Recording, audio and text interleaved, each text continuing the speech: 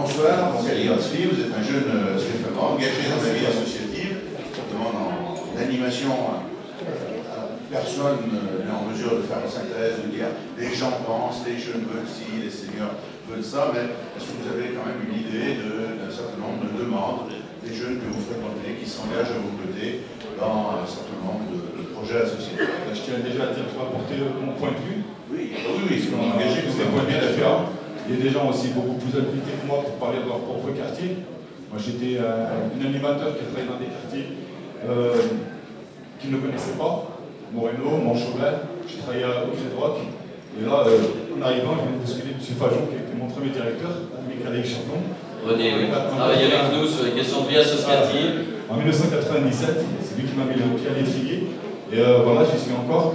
Donc moi, ma volonté, c'était vraiment d'apporter déjà mon propre vécu, mon parcours, comme exemple aux plus jeunes.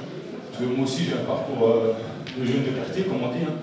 J'ai vécu à Solor, dans des HPL.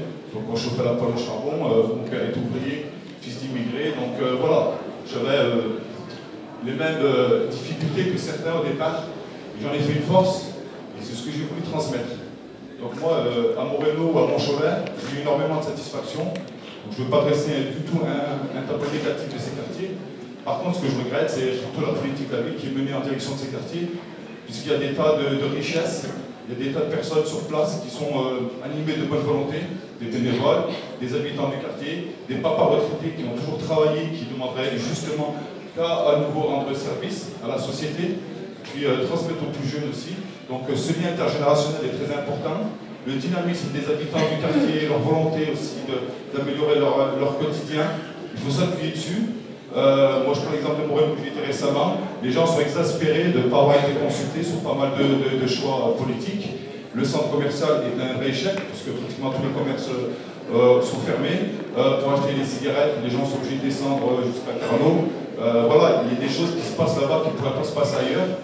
Donc voilà, je ne veux pas parler au nom de ce quartier. Il y a aussi pas mal de collègues que j'ai vus là, notamment le président de l'USM, Sami Djabala, il y a Mourad Dachi, il y a Malika Ben Maknou. Voilà, c'est des gens qui sont habitants du quartier, qui ont une grande richesse, qui sont là aussi ce soir pour apporter, je pense, leur soutien au projet nouveau qui doit être présenté à la ville. Voilà, moi je suis président aussi de Jeunesse Foot Sud, je voulais en parler, donc c'est sur le secteur sud stéphanois, et là-bas il y a un grand dynamisme aussi, et ils ont eu l'impression d'être délaissés pendant un certain temps, donc pendant des années ce monsieur Artig occupait le terrain, donc voilà, je lui en suis très reconnaissant. Au Jeunesse Foot Sud, il y aura aussi là-bas la création d'un tiers-lieu. Je vous invite tous ce soir à regarder sur internet qu'est-ce qu'un tiers-lieu. Un tiers-lieu, ça peut être vraiment une solution d'avenir pour les quartiers.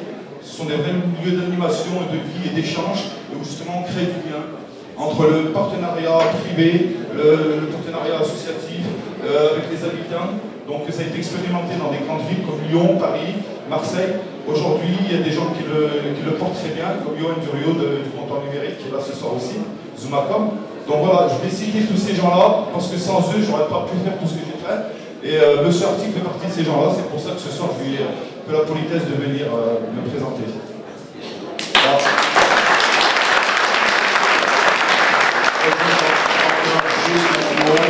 sans précipiter, parce qu'il faut qu'on avance, c'est pas qu'un problème d'argent, c'est un problème de reconnaissance, puis d'idée. Cette notion de tiers-lieu, c'est quelque chose de assez personnellement. Moi je dis toujours, la richesse, elle n'est pas financière. Moi, je suis, comme je l'ai dit, fils d'ouvrier, mais j'ai eu énormément de valeurs. C'est ça qui m'enrichit.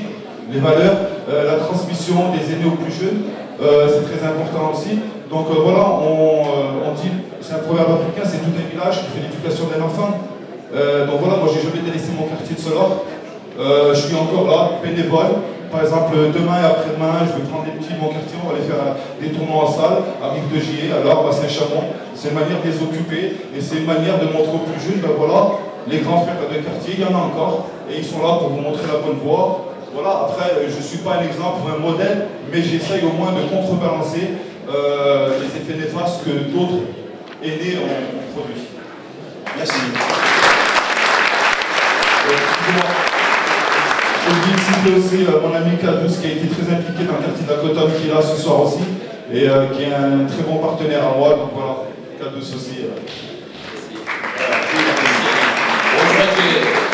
Merci. peu de choses à rajouter, parce que bon, Saint-Étienne, c'est tous ceux qui sont là, c'est Ali, c'est une grande diversité. Ça veut dire que vous êtes dans votre canton, vous êtes responsable à l'échelle du lycée général du plan jeune, il y a des idées qui peuvent...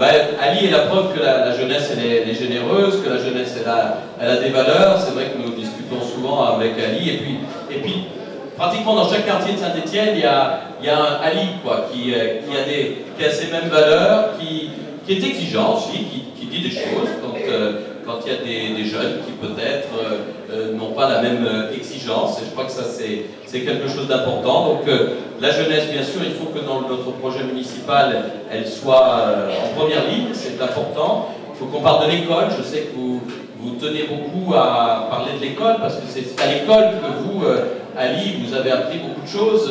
L'école, pour moi, ça reste le moule de la République. C'est là qu'on apprend normalement toutes les valeurs citoyennes, et puis surtout, c'est là où on s'enrichit.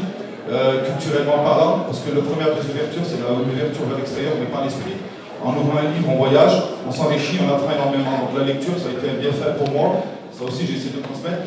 Et aussi un autre point, M. Artic, si je peux me permettre, la place aussi des filles dans la vie des quartiers, dans l'avenir de ces quartiers est prépondérante. Les filles aussi, aujourd'hui, elles sont porteuses d'énormément de projets, et surtout, elles ont vraiment un idéal et énormément de volonté. Les plus beaux projets que j'ai menés, c'est avec des filles. J'ai eu mon diplôme de brevet d'État grâce à un groupe de filles de Montchauvet. Donc voilà, les filles m'ont vraiment épaté, aussi dans le football. On a eu 2 filles de Montchauvet qui ont été professionnelles. Donc voilà, les filles, comme je ne veux pas reprendre Aragon, hein, la femme est l'avenir de l'homme. Voilà, c'est simplement. Merci. Un beau parcours. Ali, ce qui est formidable, c'est que ce qu'il a reçu, il a envie de le transmettre aux autres. Alors sur l'école, on a plein de projets, on ne va pas les détailler ce soir.